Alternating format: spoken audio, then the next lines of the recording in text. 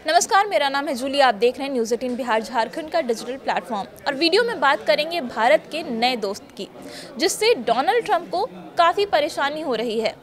ये दोस्त वैसे नया नहीं है, ये रिश्ता काफ़ी पुराना है। कभी तल्खियाँ हुई तो कभी जंग भी हुई, पर अब भारत ने अपनी पुरानी दोस्ती को फिर से रिवाइव करने की कोशिश शुरू कर दी है। अब तक तो आप समझ ही गए होंगे कि मैं किस दोस्त की बात कर रही हूँ। हमारा पड़ोसी चीन। भारत चीन का करीब आना कई देशों को खटक रहा है। अमेरिकी राष्ट्रपति डोनाल्ड ट्रंप तो इतने बेचैन हैं कि यहाँ तक कह दिया कि लगता है कि भारत और रूस को हमने खो दिया है। इन सब के बीच चीनी राजदूत शू फेईहोंग ने भारत चीन रिश्तों पर बड़ा बयान दिया है। सेकेंड वर्ल्ड वॉर की याद में आयोजित एक कार्यक्रम में शू फेईहोंग ने कहा कि इतिहास को बदला नहीं जा सकता, लेकिन भविष्य को मिलकर गढ़ा जरूर जा सकता है। भारत और चीन को इतिहास से सबक लेकर शांति और सहयोग की मशाल आने वाली पीढ़ियों को सौंपनी होगी। ये बयान इसलिए भी खास है क्योंकि डोनाल्ड ट्रंप एक बार फिर भारत को अपने साथ लाने की कोशिश कर रहे हैं। चीनी राजदूत ने भारत और चीन के बीच ऐतिहासिक सहयोग की चर्चा करते हुए कहा कि दोनों देशों ने मिलकर फासीवादी और उपनिवेशवाद का विरोध किया।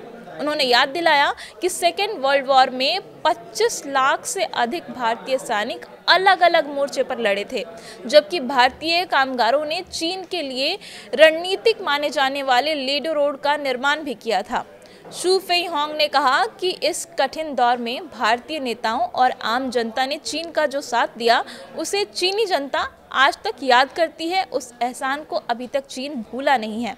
चीनी राजदूत की बातें सुनने में थोड़ी सी स्लोगन जैसी, थोड़ी सी डायलॉग जैसी लग सकती हैं, लेकिन इसका मतलब बहुत बड़ा है और बहुत ही साफ है। चीन भारत के साथ रिश्ता मजबूत करना चाहता है, ये उन्होंने साफ इशारा कर दिया है। ट्रम्प टैरिफ के बाद चीन ये देख रहा है कि अगर वो भारत के करीब आता है तो अमेरिका की बेचैनी और भी बढ़ सकती है। और सच पूछे तो ये सिर्फ अमेरिका तक सीमित नहीं है, पूरी दुनिया की पॉलिटिक्स और ट्रेडिंग भी इससे प्रभावित होगी। अगर भारत और चीन हाथ मिलाते हैं तो दोनों मिलकर अपनी टेक्नोलॉजी, मार्केट और स्ट्रैटेजिक पोजीशन को और भी मजबूत कर सकते हैं, और इसका सीधा असर होगा कि अमेरिका और यूरोप को अपनी रणनीतियों में बदलाव करना पड़ेगा। भारत के लिए भी ये ऑफर खास है। चीन के साथ रिश्ते बेहतर होने का मतलब है कि दोनों देश अपनी आर्थिक और सुरक्षा चुनौतियों का सामना मिलकर कर सकते हैं। साथ ही इससे दक्षिण एशिया और इंडो पैसिफिक में भारत की पोजीशन भी काफ़ी मजबूत होगी। हाँ, इसमें थोड़ी बहुत रुकावटें भी होंगी, जैसे सीमा के मसले और दोनों देशों की परंपरागत शक की जो भावना है एक दूसरे को लेकर, वो कहीं ना कहीं मुश्किल खड़ी कर सकती है। लेकिन राजदूत का ये मैसेज साफ है कि पुरानी बातों को भूलकर अब आगे सोचने की बारी है। अगर दोनों देश साथ आए तो अमेरिका समेत बाकी दुनिया की स्ट्रैटेजिक प्लानिंग में बड़ा बदलाव हो सकता है, उन्हें बड़ा झटका लग सकता है। राजदूत शू फेईहोंग भारत चीन रिश्ते की 3 आधार बता रहे थे। पहला था ग्रेट फ्रेंडशिप को आगे बढ़ाना, जो पुरानी दोस्ती है उसे और भी आगे बढ़ाना। उन्होंने कहा कि जैसे वॉर ऑफ रेजिस्टेंस के दौरान भारत चीन ने एक दूसरे का साथ दिया था, वैसे ही आज भी शांतिपूर्ण सह अस्तित्व और पड़ोसी मित्रता को मजबूत करना होगा। उन्होंने पंचशील सिद्धांतों की अहमियत को दोहराया और कहा कि ड्रैगन और एलिफेंट मतलब कि चीन और भारत को साथ मिलकर आगे बढ़ना चाहिए। दूसरा, उन्होंने मंत्र दिया एकता और विकास का नया अध्याय लिखने का। शू फेईहोंग ने कहा कि जिस तरह 80 साल पहले दोनों देशों ने एकजुट होकर फासीवाद को हराया था, उसी तरह आज की चुनौतियों का भी मिलकर सामना किया जा सकता है। उन्होंने विकास को भारत और चीन का साझा एजेंडा बताया और कहा कि परस्पर सहयोग और समर्थन और संसाधनों के साझा उपयोग से दोनों देशों को फायदा होगा।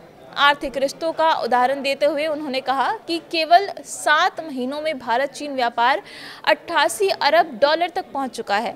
ये दोनों देशों की अर्थव्यवस्था गहराई और क्षमता को दर्शाता है कि अगर ये दोनों देश साथ में मिलकर काम करेंगे तो कितनी ज़्यादा तरक्की हो सकती है। तीसरा, उनका मंत्र था पीपल टू पीपल कनेक्ट को बढ़ाना। राजदूत ने कहा कि सिर्फ सरकारें ही नहीं बल्कि आम लोग के बीच भी रिश्तों को और भी मजबूत करना होगा। उन्होंने बताया कि इस साल अब तक करीब 2.5 लाख के करीब भारतीय नागरिक चीन से वीज़ा ले चुके हैं और चीन ने उनके लिए वीज़ा जारी किया है। तीर्थ यात्राओं और पर्यटन वीज़ा को दोबारा शुरू किया गया है और जल्द ही सीधी उड़ानें भी शुरू कर दी जाएंगी भारत और चीन के बीच। इसके अलावा उन्होंने राजनीतिक दलों, संसदों और थिंक टैंकों, मीडिया और युवाओं के बीच बढ़ते संपर्क को भविष्य के रिश्ते की मजबूत नींव बताते हुए कहा कि भारत और चीन को अपने रिश्ते पर काम करने की ज़रूरत है और इससे दोनों ही देशों को काफ़ी ज़्यादा फायदा हो सकता है।